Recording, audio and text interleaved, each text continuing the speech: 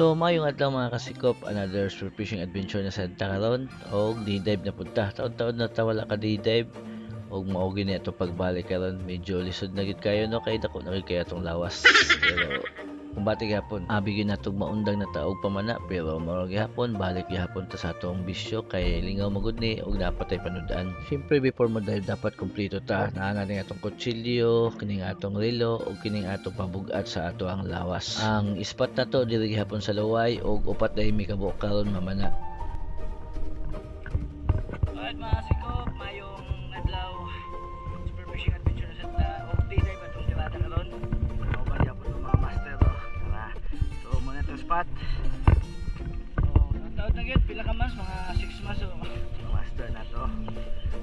Og sa pagsawom nato atong gi-check yun atong guma kung makita ninyo grabe na murag delikado na kayo ni ba. Pero kay spirit pa ni nga brand ingon sila ligon gihapon ni atong suwayan. Og syempre shout out tayo sa gagama sa atong pana Enrico Espirat og gusto mo pagama kontak lang sa iya. Dili mailan yun yung mga wala gamit-gamit ng pana kay gipuy-an ang spider.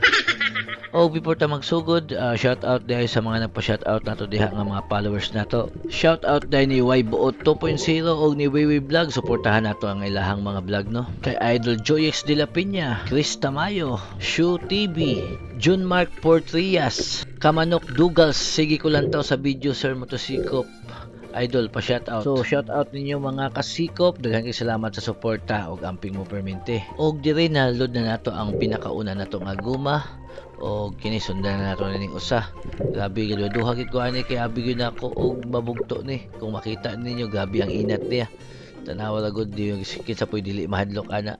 Wala lang po kayo kuning kumpiyansa ana kay kung maputol man ganina delikado kayo mo banda sa atong dughan or mo banda sa atong nawong. So ang atong ipakita karon kining pag-dive nato nga nakakuha ta og usa ka indangan diri nakasawom na ta. Pero mao pod ni ang atong kuha. Wala na to ipakita ang lain pa kay medyo taas-taas na kayo. Kunya kini ra magid atong kuha gini grabe atong paghuwat-huwat diri.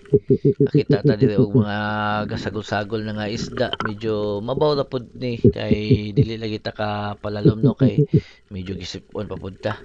Dili nakita ta diri isda gatapok kini totong tirahan ni usa. Nya nakita man ta diri sa ibabaw kaso wala ka lang klaro na setup ang ato ang video no. O nakatira ta diri og kini ang atong nakuha usa ka indangan. Good size na po kayo nino, at least natunga siya. Solid kayo kay dili na gini siya kaikyas. Dili lipay na kayo tano kay bisag kini lang atong kuha. At least di wala ta nasiruhan kay kasagaraan pa mag D-dive siruhan yun ta.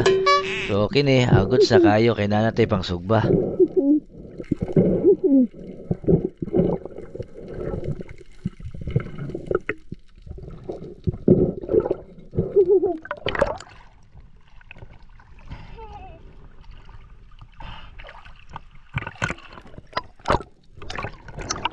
Og sa pila ka oras pod na mo ani pamamana mo wala gid niya kung kuha wala gid swerte pero ay lang kumpiyansa nang sa may ikog dapit no kay na siya tunok diha nga hait kayo nya lapag na siya.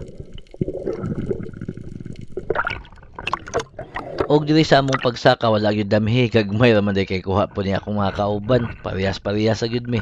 Kinig yung pampamana di gini mo mahibalaan kung natay kuha usahay na ay swerte usahay mingaw pod mo nang manok na lang among gipahimungtan.